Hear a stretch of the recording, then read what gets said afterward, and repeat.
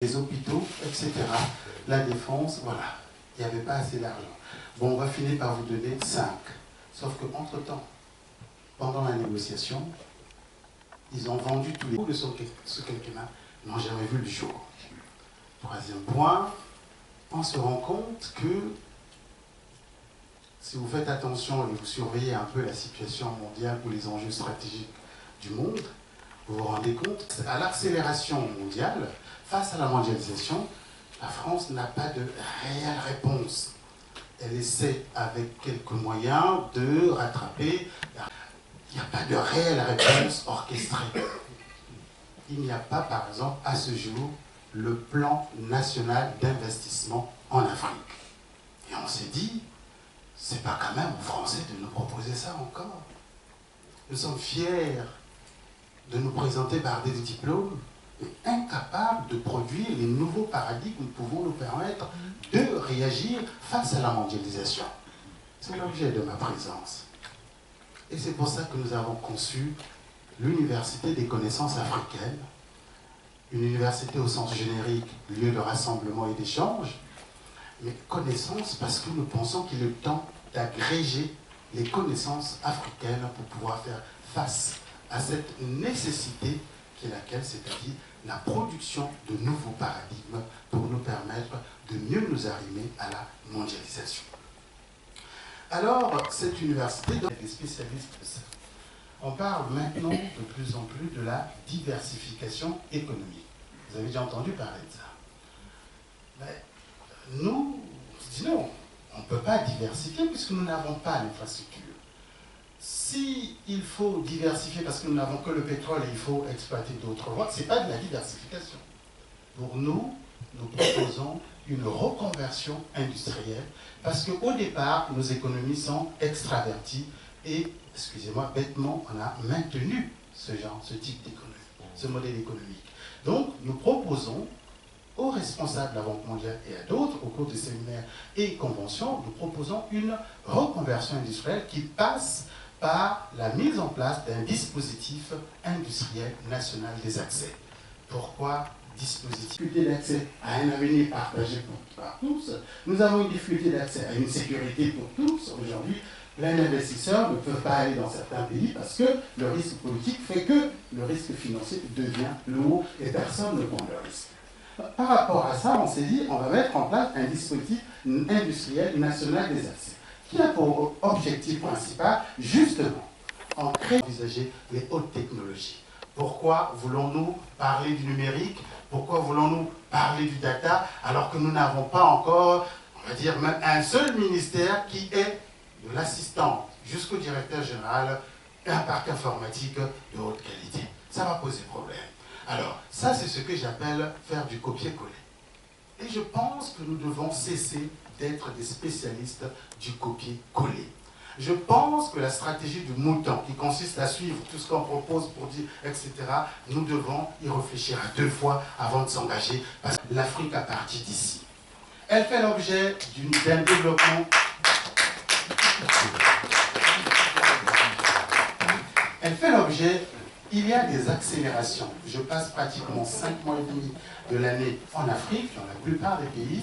J'ai eu la chance d'être au cœur des grosses négociations parce que je conseille généralement des autorités politiques. J'accompagne, ça s'appelle la connaissance. Ce manque de connaissance nous empêche d'adopter et de faire un certain nombre de choses. Et je pars du principe que la connaissance endogène va être et doit être le nouveau baril africain, le nouveau baril de pétrole, notre pétrole actuellement. Et c'est ça toute la bataille, doit être l'accès à la connaissance. Et vous savez bien que les autres l'ont compris, puisque l'accès à la connaissance n'est pas permis à tout le monde. Et il y a plein de barrières. Actuellement, vous constatez que toutes les grandes écoles françaises vont en Afrique maintenant pour proposer des services, parce que justement, on veut garder la maîtrise sur l'accès à la connaissance. Mais nous pouvons le faire. Nous pouvons le faire. C'est important, parce que la connaissance, pour l'esprit humain, ressemble, pour nous faire plaisir, au soleil d'Afrique, à la végétation. Vous voyez, quand le soleil apparaît, voilà, vous avez tout qui fleurit, tout est beau. La connaissance devait nous permettre de fleurir nos pauvretés pour aller plus loin. Alors, il est temps maintenant, je viens pour dire, il est temps. Il est temps qu'on se pose des questions, parce que l'Université des connaissances africaines est un système de pose de questions, afin justement de voir quelles sont les failles, les difficultés, les lacunes, les propositions que nous pouvons apporter. Le rôle de la diaspora, ce n'est pas de s'installer chaque jour dans une logique de critique.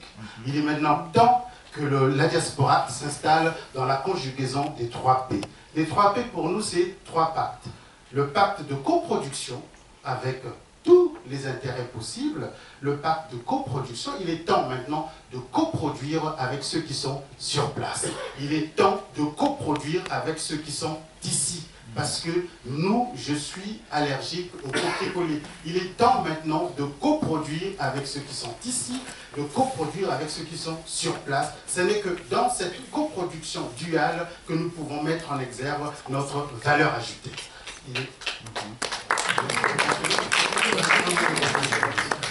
C'est des caresses. Voilà, on me demande de conclure, donc je veux conclure, mais je ne pourrai pas rester longtemps avec vous, si ce n'est que pour vous demander de vous intéresser à la faiblesse structurelle que nous avons, le refus d'aller vers la connaissance. Il va falloir qu'on déserte un peu les bars, pour qu'on puisse de plus en plus envahir les bibliothèques, parce qu'il est temps. Et la mondialisation ne vous laissera pas le temps. La mondialisation nous a accordé un petit choix, un petit mot, le mot choix. Mais ce choix ne va pas durer longtemps. Pour la première fois, nous pouvons choisir notre modèle de développement. Pour la première fois, nous pouvons choisir nos partenaires. Pour la première fois, nous pouvons choisir nos offres technologiques. Mais ça ne va pas durer longtemps. Parce que la fenêtre risque de se repartenariat économique dans une grande phase d'esclavage économique. Et ça, j'espère pour vous, vous ne le souhaitez pas. Il est temps donc de se réunir autour de la connaissance. Je vous remercie. Ainsi, nous avons des chemins, nous avons un chemin qui nous est tracé. Soyons pas esclaves de notre manque de bonne volonté. Ainsi, il y en a qui cherchent de la croissance et qui l'amènent aussi avec diverses formes, diverses entreprises, divers regroupements. Madame Emmanueli, pouvez-vous nous en dire un petit mot, vous qui êtes de Croissance PIS? En l'absence de M. Ludovic Emmanueli, qui est contraint par des obligations, je vais vous présenter 3 innovations de Croissance PIS avec l'Afrique. Tout d'abord, M. Emmanueli tient à féliciter Princesse Altermat et son équipe pour l'organisation de cet événement, connu et reconnu par un très grand nombre d'Africains. 2 innovations concernent Croissance PIS et la 3e concerne une ONG humanitaire qu'a créée M. Emmanueli, Maîtres Nageurs Sauveteurs Sans Frontières. Vous pouvez consulter leurs sites respectifs sur www.croissancepis.org et www.mnssf.org. Alors tout d'abord, qui est Croissance PIS? Croissance PIS, c'est la croissance partagée entre Chine, Afrique, Europe. Elle démarre du besoin africain, puis travaille en croissance partagée multilatérale en recherchant les meilleurs financeurs, investisseurs d'une part, et fournisseurs de technologies et de services d'autre part. Dans toutes les actions de Croissance PIS, 3 points fondamentaux seront respectés. Premier point, rendre prioritaire la main-d'œuvre locale. Deuxième point, favoriser le management africain. Et troisième point, pas d'ingérence, mais le respect du pays et de sa population dans le cadre des lois internationales. Maintenant que je vous ai présenté Croissance PIS, parlons d'innovation. Voici la première situation. Vous avez un potentiel dormant, ou peu ou pas encore exploité, qui ne demande qu'à être activé.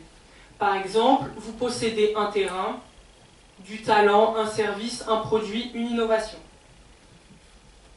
Nous pouvons vous accompagner à tous les stades de votre développement, soit d'une manière ponctuelle, soit dans sa totalité. Nous vous proposons une étude de potentialité.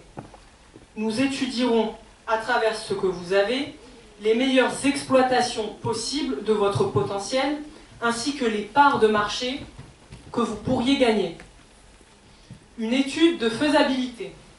Une fois que les meilleures exploitations de votre potentiel auront été déterminées, nous ferons une étude sur la faisabilité des différentes options découvertes.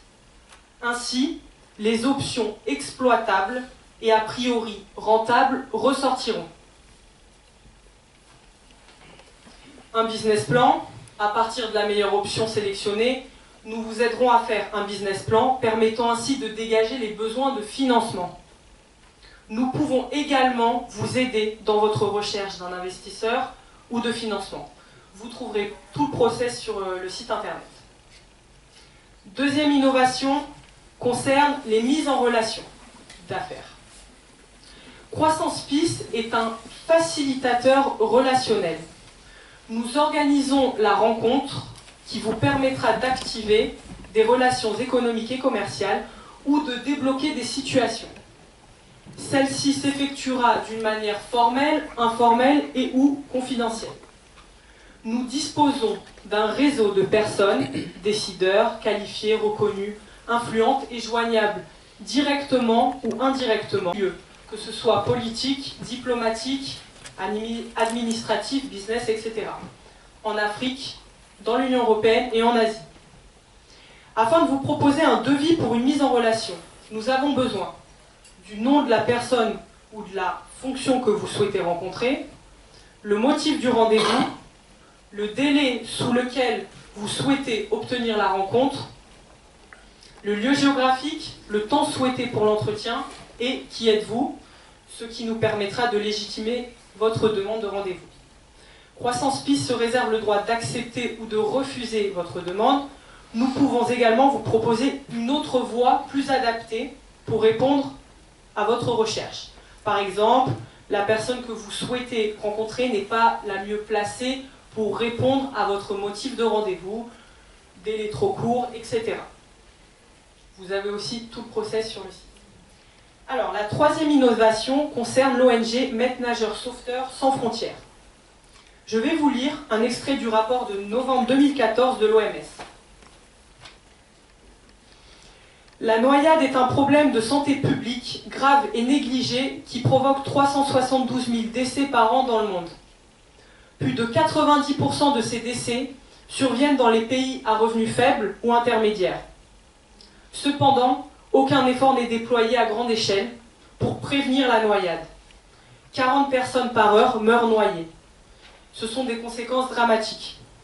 D'après nos informations, le nombre de noyades ne cesse d'augmenter. Les premiers touchés sont les enfants. La prévention devient obligatoire et doit devenir une cause internationale. Le projet de MNSSF pour endiguer ce fléau est basé sur la prévention. La mission principale est de former des maîtres-nageurs sauveteurs locaux qui auront pour objectif d'apprendre à nager. Ça va du bébé nageur en initiation jusqu'à la personne âgée en passant par les enfants et les adultes. Apprendre à surveiller, notamment la petite enfance. Former les parents aux précautions utiles en milieu aquatique. Et apprendre des notions de sauvetage, récupération des personnes, premiers secours. Nous sommes en discussion avec des pays africains pour les aider dans cette démarche et sommes disposés à étudier tout pays qui en fait la demande. Monsieur Emmanuel est encore désolé de ne pas être parmi vous. N'hésitez pas à venir me voir si vous avez des questions. Je vous donnerai ses coordonnées pour qu'il puisse y répondre personnellement. Merci. Je retiens potentialité, faisabilité, mise en œuvre, ce qui n'est qu'un bon triptyque. L'Afrique, c'est notre avenir. Et c'est aussi notre avenir parce que c'est le continent qui a le plus de potentiel, disons les potentiels les plus élevés. Pas simplement des ressources. Je pense que vous avez intéressé par votre douceur verbale tous ceux qui ont des projets et je pense qu'ils n'hésiteront pas à venir vous voir. Dans le même ordre d'idées, quand on est dans un ensemble comme ça où il y a une multiplicité de savoir-faire, il faut aussi savoir les conjuguer. Monsieur Héron, un ingénieur qui a fait et qui développe, qui invente, va certainement nous donner le fruit de ses secrets. Monsieur Héron. Il y a un magnifique forum. Je suis président donc d'une association de promotion de l'innovation citoyenne au service du développement durable. On a parlé ce matin de l'extraordinaire enjeu que représentait le développement durable. On a l'impression qu'on a tout à réinventer. Et de fait, à travers le monde, et dans notre pays en particulier en France, énormément de gens s'impliquent à trouver des solutions par rapport à toutes les problématiques qui ont été évoquées, sociales et environnementales, etc. Devant l'ampleur des... Moi j'ai été assez impressionné par le fait, à la fois l'ampleur des défis dans les années 2005, l'ampleur des défis et le sentiment que c'était hors de notre portée de pouvoir relever ces défis-là. C'est énorme et on se demande comment on va pouvoir s'en sortir. Et on a à ce moment-là le sentiment de perdre toute énergie pour pouvoir relever les défis. Or, on s'aperçoit qu'en regardant bien sur le terrain, il y a pas mal d'innovations qui sont là et on a même l'impression que beaucoup d'idées sont disponibles, mais qu'elles ne sont pas connues, elles ne sont pas vues, elles ne sont pas entendues et reconnues. Voilà. Et notre association a pour mission, s'est donné pour mission, d'exercer une veille sur tout ce qui apporte, par rapport à ces enjeux de développement durable, des solutions qui nous paraissent pertinentes sous l'angle suivant. Elles doivent répondre à des attentes réelles de la majorité des citoyens de notre pays. Elles doivent être simples, puissantes, peu coûteuses et efficaces, bien, et bien sûr responsables écologiquement. Et elles viennent pour l'essentiel de gens à qui on n'a rien demandé, mais qui sont confrontés au problème. Parce qu'on s'est rendu compte que les gens sur le terrain voient plus vite et pensent très rapidement à des solutions auxquelles on ne pense pas toujours dans les bureaux. Et notamment chez les experts qui sont les détenteurs des technologies connues jusqu'à présent. Donc les ruptures viennent souvent, de manière inattendue, du terrain. Donc nous sommes à l'écoute et nous avons une dizaine de thèmes d'observation, le logement, le transport, l'énergie, bien sûr, la santé, l'alimentation, etc. Et parmi toutes ces attentes des citoyens, on voit apparaître toute une série de solutions qui sont là, qui se développent, mais difficilement, parce qu'elles sont inattendues et que finalement rien n'est prévu pour les accueillir. Alors ce qui est intéressant pour ce forum, c'est qu'il se retrouve que parmi ces innovateurs en France, on trouve des innovateurs qui viennent d'Afrique.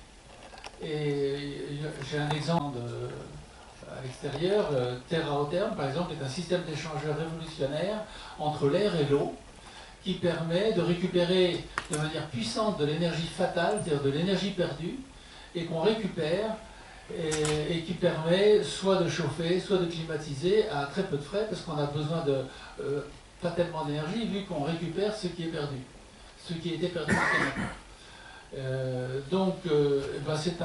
C'est un professeur de faculté d'origine marocaine et qui est en train de travailler effectivement avec le Maroc pour développer son innovation chez lui, mais qui le fait déjà en France largement. Un autre exemple qui vous a été présenté dans notre stand, c'est la production de biochar, un charbon biologique qui vient de la biomasse. Par un traitement particulier de la biomasse, on sait récupérer du charbon qui peut servir de source d'énergie et surtout enrichir la terre quand elle est pauvre, parce que le biochar est un excellent ingrédient pour nourrir la terre et retenir l'eau. Bon, voilà des exemples d'innovation simples, puissantes, pas chères, que nous soutenons et que nous vous proposons. Merci, monsieur Héron. Oui, c'est bien que l'Afrique soit son caractère innovateur propre, Et c'est encourageant de voir combien on s'intéresse à l'Afrique. Et je dis souvent, pas seulement pour aller piller ses richesses, ce qui aujourd'hui est pas acceptable, mais au moins pour pouvoir contribuer à son développement d'où qu'on soit. Ça nous permet d'apprécier toute votre action et ainsi aussi faire valoir certaines connexions qui peuvent être créées comme ça pour permettre un développement d'affaires dans un réseau assez étendu. C'est pour ça maintenant que je demande à M. Richard Simonet du CIOA de pouvoir nous interpréter cette musique à son goût. C'est bon. Donc moi je représente le CIOA, le Centre international d'opportunités d'affaires sur Paris. Le CIOA c'est un groupe qui existe depuis 23 ans, qui a été créé par Léon Lucie, qui est toujours à la tête du groupe aujourd'hui, et le siège est basé à Toulon.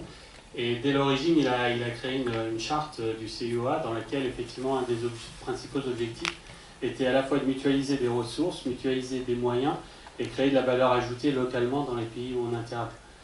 Donc historiquement, on est intervenu très rapidement sur l'Afrique francophone et aujourd'hui, ça reste, comme on aime dire, notre terrain de jeu favori. Donc on intervient sur tous ces pays-là et notre rôle va être d'accompagner des entreprises, essentiellement des PME, PMI ou TPE, dans leur développement à l'international. Donc que ce soit nord-sud ou sud-nord, on va pouvoir intervenir à partir de nos différents... Donc on a 35 bureaux qui sont présents essentiellement sur l'Afrique de l'Ouest. Et on va donc pouvoir accompagner ces entreprises dans leur développement commercial, dans le développement de leurs échanges internationaux. Et également d'accompagner, donc ça surtout sur Paris, d'accompagner des porteurs de projets qui veulent faire de la micro-industrie sur leur pays d'origine et donc aller développer des petites unités de production. Ça va du papier toilette au jus de mangue, au jus d'ananas. Donc effectivement mettre en valeur des produits ou de manioc, mettre en valeur des produits qui sont localement soit souvent perdus, soit peu utilisés, et donc d'essayer d'apporter cette valeur ajoutée à ces personnes localement. Donc notre rôle c'est effectivement à travers des outils numériques qu'on a développés sur différentes plateformes. On a fait également des plateformes, on a essayé de faire des plateformes aussi thématiques. Alors je vais présenter une générique du CIOA, sur laquelle vous allez pouvoir retrouver en fait toutes les entreprises, les 400 000 entreprises qui sont inscrites aujourd'hui et qui présentent à la fois leur activité et leurs produits, et par un système de mots-clés et de recherche automatique, d'un watcher comme on l'appelle, vont pouvoir être mis en